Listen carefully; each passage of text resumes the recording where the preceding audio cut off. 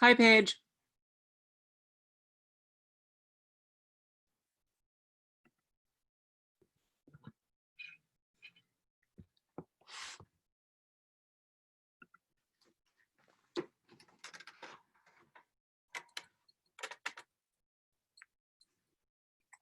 Hi, Deborah.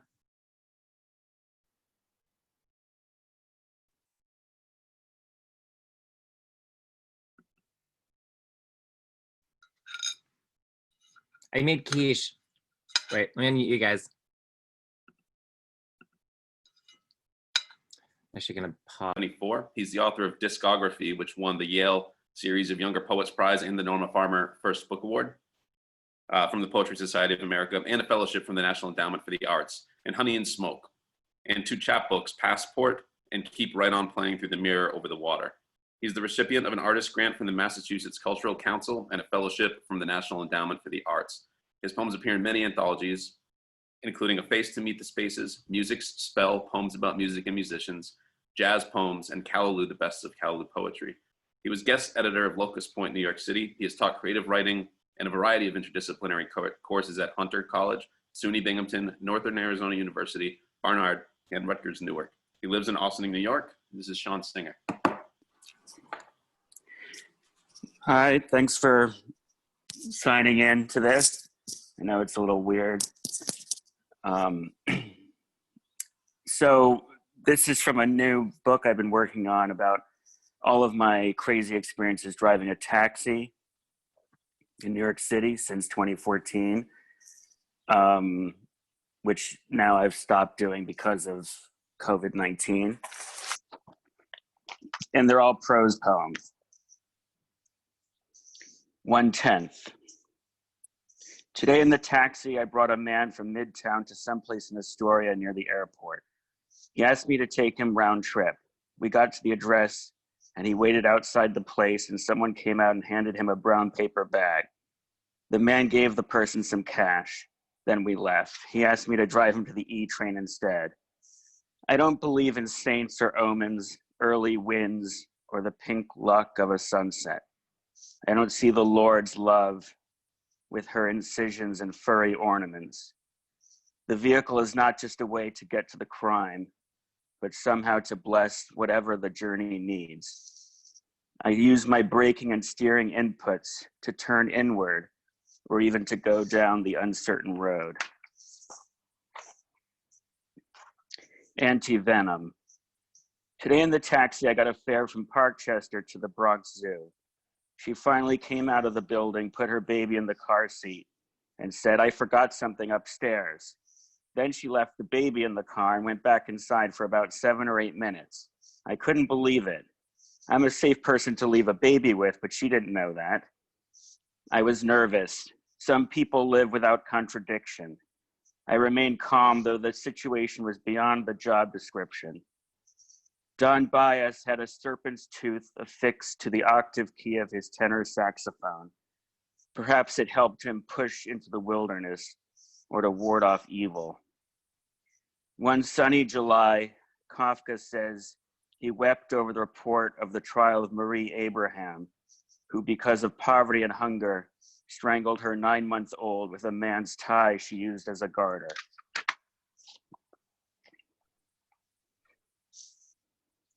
B-sharp blues. Today in the taxi, I drove 2 jazz musicians to LaGuardia, the singer and her husband, the pianist. I recognized them right away. We talked about Duke Ellington. We drove by Marcus Garvey Park and it twinkled like his plume hat and gold epaulets. The pianist lifted his hand like an axle and the singers skinned the angles of the road. We moved east. We were people who loved music, who were not bothered as long as we heard its copper ore. Two-way flowing matter through mirrors breathing air. Ellington was a beauty. He fired Mingus by saying, "I must say I never saw a large man so agile. I never saw anybody make such tremendous leaps. The gumbato over the piano carrying your bass was colossal." Imagine being fired by your idol. You might curl into yourself like the ear with its glossy snail and white stirrup, lost in the dark until something familiar beamed back into it. burnt plastic. Today in the taxi, I picked up a Wall Street type on Park Avenue near 48th Street. He was going to Montclair, New Jersey. His house was on fire. He spent the trip on the phone, barking orders at his wife, his roofer, his contractor, his insurance company, and at me. He kept saying, "Go this way," or "Which way are you going?" He said to someone that there are firearms and ammunition in the house. Periodically, he held back tears. It was a long 25 miles for me, and I suppose longer for him. We got there, and the house was burning. The Talmud says, nature rules over all things except the terror it inspires.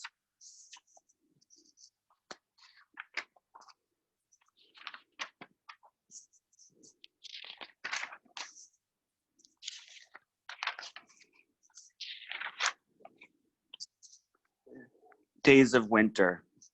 Today in the taxi, I brought a Chinese couple, parents of a student at Columbia, from Amsterdam Avenue to JFK. The girl was crying, the mother was crying. The parents sat in silence for most of the trip. They didn't speak English, and I didn't speak Chinese.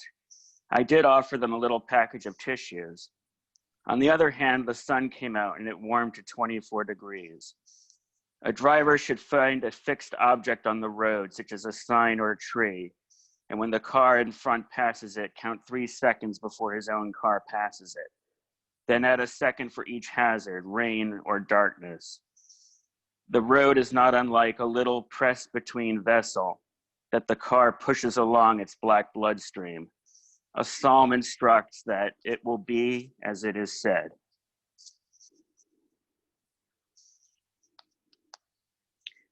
Fire unknown even to yourself. Today in the taxi, I got a fare on 19th and 5th. She was going to the World Trade Center. I noticed after I dropped her off that she left a can in the door pocket.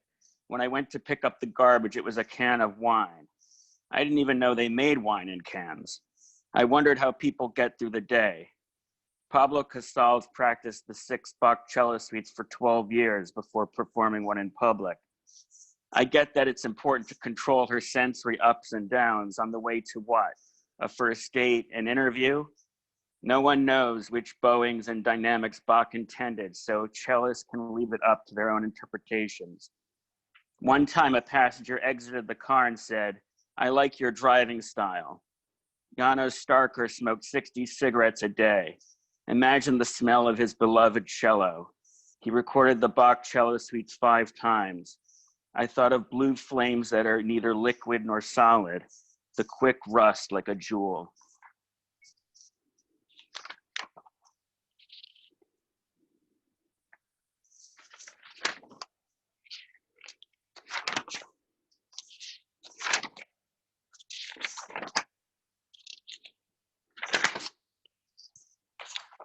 Limbo. Today in the taxi, driving a commercial real estate type from 42nd and Madison to 57th and Park, I said, "Would you prefer to go at Madison or Park?" He said, "It doesn't matter. Either way, we're fucked." And it was true when a black pier of birds burst from the building like fulfillment. I too seek to weave a memory from foam, a black bottle opener in the blackest bottle and the flow of liquids. You cannot know it, you can see it. General Beadle Smith reported that in April 1945, when they liberated Buchenwald, he witnessed General Eisenhower go to the opposite side of the road and vomit. From a distance, I saw Patton bend over, holding his head with one hand and his abdomen with the other. I too became sick. When the oncoming headlights are too bright, it is said you should look to the side at the lines on the road. You would stop yourself from being blinded and stop yourself to imagine the road ahead unstrung and the rubber against it.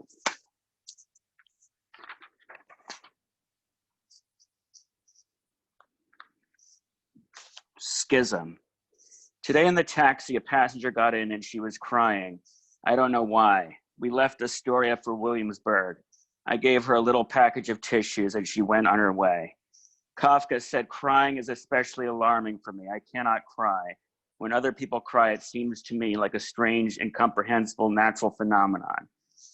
I thought maybe she was going through a breakup, or perhaps it was the passage in a novel. Some people think of Williamsburg as the hipster apocalypse, and others, the orthodox, know that the Lord is there with them, but she's pushing a shopping cart full of plastic bottles rescued from trash cans. Crying literally means to ask for loudly.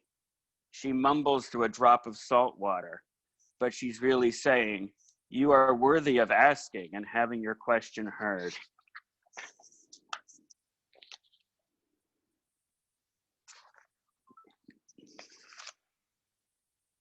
Rights, R-I-T-E-S. Today in the taxi, I brought a woman from Morningside Avenue to 38th and 8th. She said, I'm going to be singing back here. I have to rehearse. She sang up and she sang down. The alto flutter and the tree stump cut from a hill. A writer said, we call ourselves not only what we are, but what we seek to be. Driving, it must be noted, is about 10% physical and 90% mental. The wheel obeys the commands of the rose brain and its taught rituals.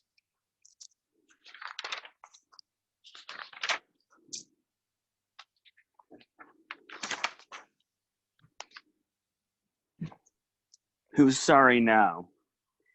Today in the taxi, a couple stood on the corner of 14th Street and 7th Avenue. The woman was wearing giant ski goggles. She said to me, he said I was the greatest fuck on the planet.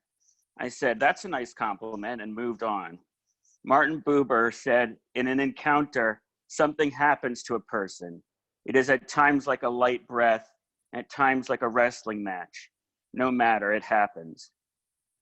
The body stays the same, all edge and shell, but the soft part is the anvil of light pushing against the copper envelope.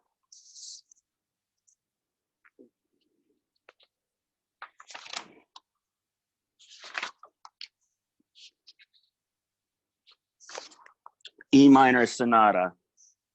Today in the taxi driving north on 31st Street in Astoria, a bus went through a red light and nearly killed me and my passenger. Hit with a heavy object, some carry-on with wet fur is misshapen, red, part raccoon, and washed in road light. If ever there was wanting, you have found it. If something was lost, let it be discovered. Dusk's varnish, please swallow the continent whole. Earlier, my passengers were making out like they were the last people on earth. Simone Weil said, attention is the rarest and purest form of generosity. Thank you. Unmuted. Nice. How do I leave? I think you've Oh, they're done. clapping.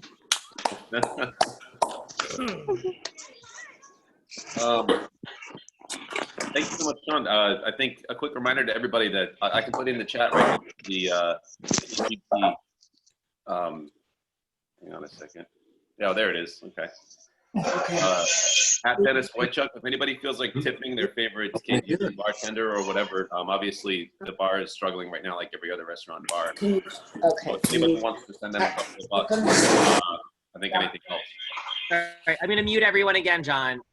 And now I'm gonna unmute you. Give me a second. Let me find you in the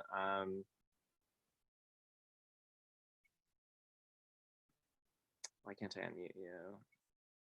John, can you unmute yourself?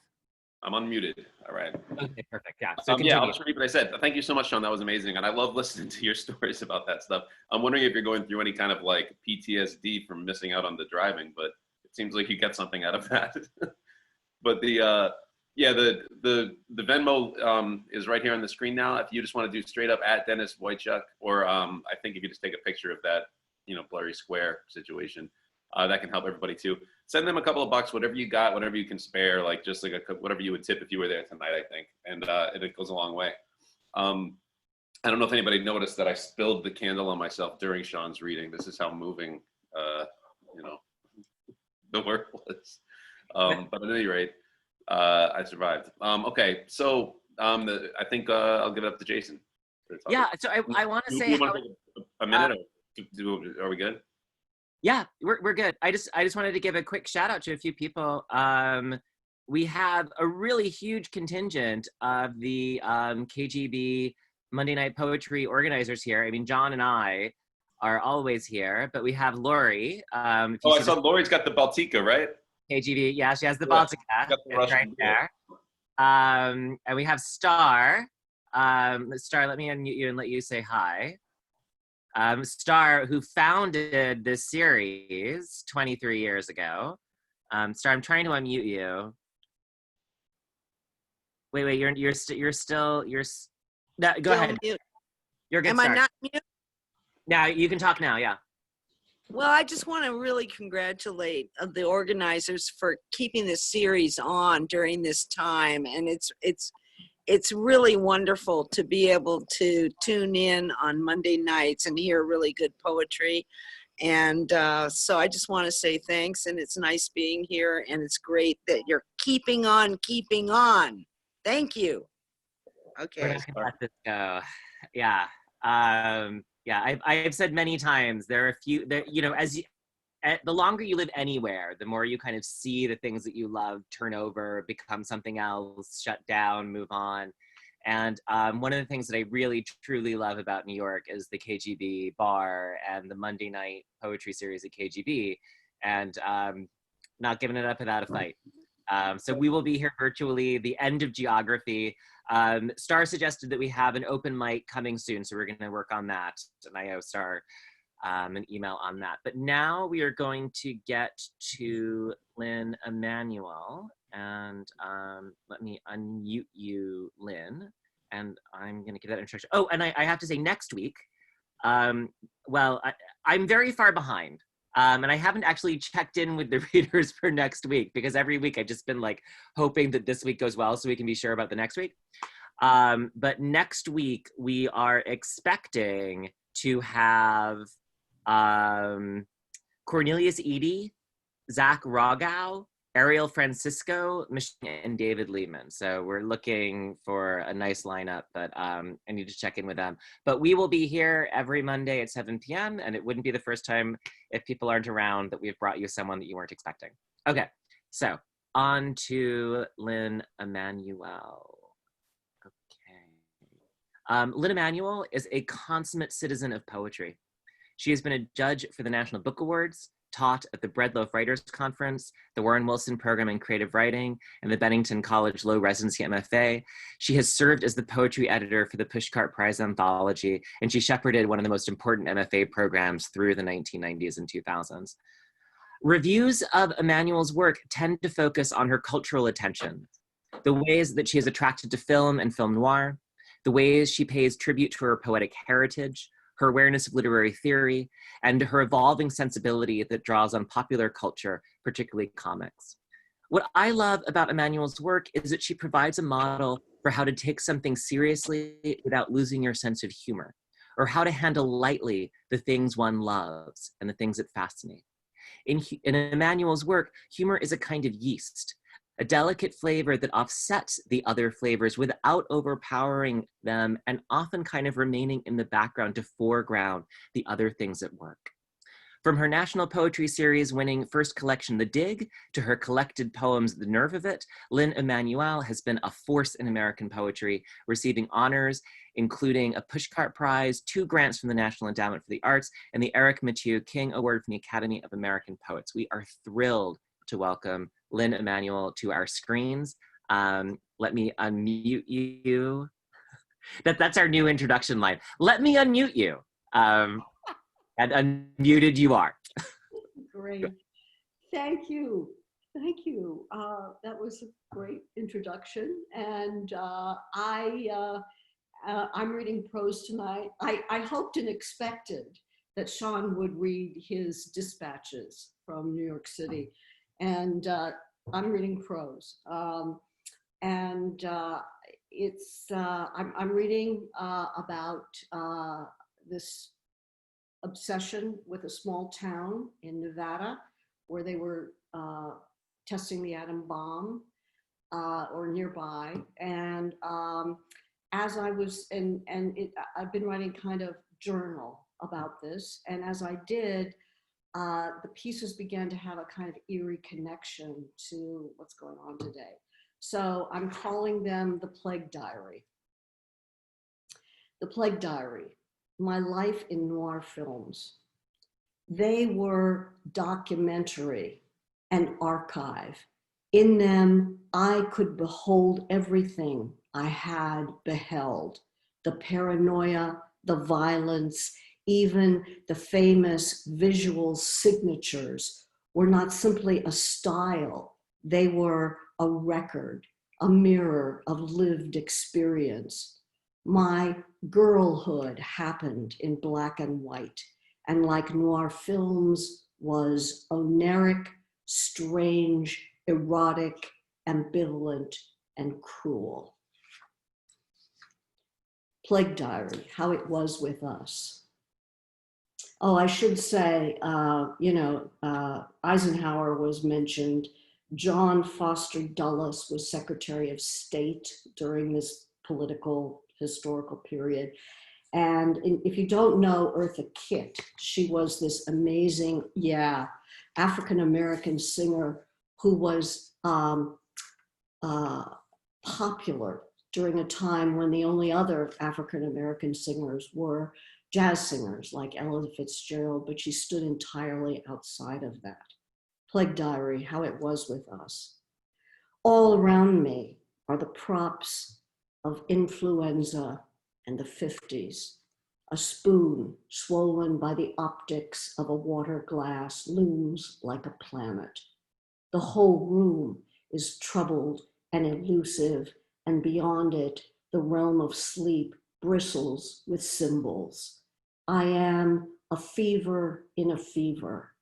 At night, from the green radiance of our radio, Eartha Kitt's voice, slow and rough, like a prisoner with a wire sawing at an iron bar.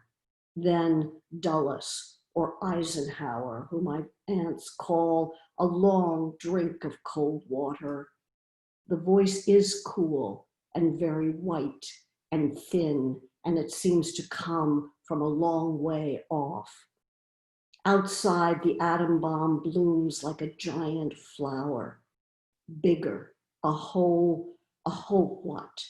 A whole white garden of dust and radiation washes over us, and further off the trucks, each like a lit city, boil down I-80 toward the end of the world. My skin is rosy with diseases. My heartbeats come and go like a freshet under ice, unpredictably fast, then slowly, slowly, I ache through June, where some child's cry clings to the night like a treed cat. The Plague Diary. During the late 40s and 50s, my mother and I lived on our own in a small residential hotel in a small, damp city. The Cold War was all around us. And I loved the feel of entrapment.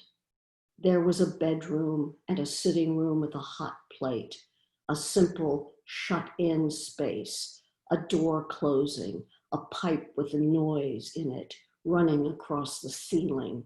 All the windows faced other windows and stared into mine. I was excited not to be safe. My mother was a single working mother in the 1950s. World War II had barely ended. There was no child care for families like ours. There were no families like ours. When my mother traveled for work, I was left with friends, acquaintances, the ill-tempered and resentful family of a cleaning woman. I slept on a World War II cot used to transport the wounded. Plague Diary, collecting the evidence. At the movies, I identify with the coroner. I enter the body. The movies teach me I am a dead man when I look at a dead man. Every image is a mirror. Every soundtrack is a gun. This is a movie about a blonde woman. On the screen, I think I see, for the first time, my mother in something that is not my mother. In the dark theater, I don the heavy patent leather pocketbook with its bolus of dirty bills. A phone rings as it is rigged to ring, while we stand and wait for the freight of our futures to arrive. And when the door opens, I am the gun with its neat rank of slugs. I am the hive of the blast. The director screams, "Cut." Now I perform the autopsy. I unfasten, weigh, and analyze. The body lies in disarray. It is the evidence of what happened here. Whatever is meant by happen, whatever is meant by here, the killing is clear. And it's been going on for hours now, digging out the bullet, holding it to the light. Everyone's watching. Everyone's stopped breathing. Plague Diary. My mother's parents owned the Collins Hotel on US Route 80 in Ely, Nevada. The lobbies and hallways were tiled with black and white linoleum and lit with dim sconces. Each room contained an iron bedstead, a deal dresser, a sink. The windows were decked out with the same jaundiced blinds that hung in my friend Maria's windows. I saw this room time and again at the movies, where the camera seemed to be waiting for me. My mother was out of work, and we were living in one of the hotel's vacancies. There was the whitewashed bedstead with an iron headboard whose iron bars had a Romanesque curve. A chenille spread nearly bald from my picking out the threads, and a dish filled with piñon nuts on the dresser. I loved the idleness of my life at that time.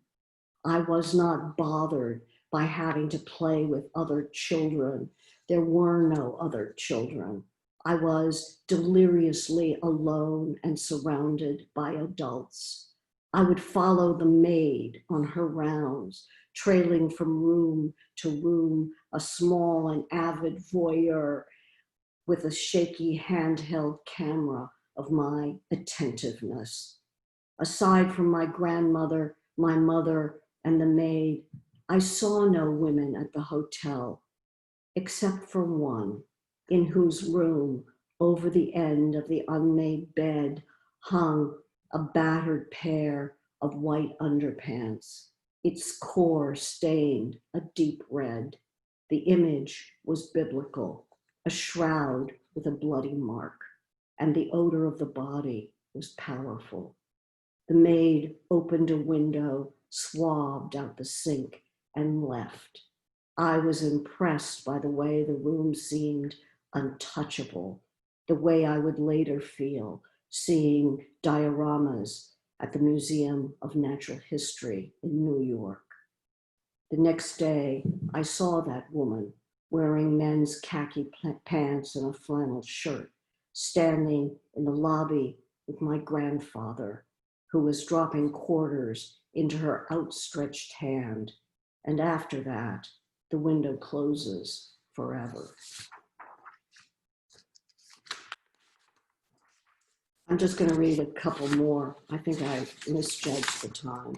I'm going to read one about New York. I had a really amazing student who was, actually she was Indian, but Muslim, and she talked about the way in which, her life changed after 9/11.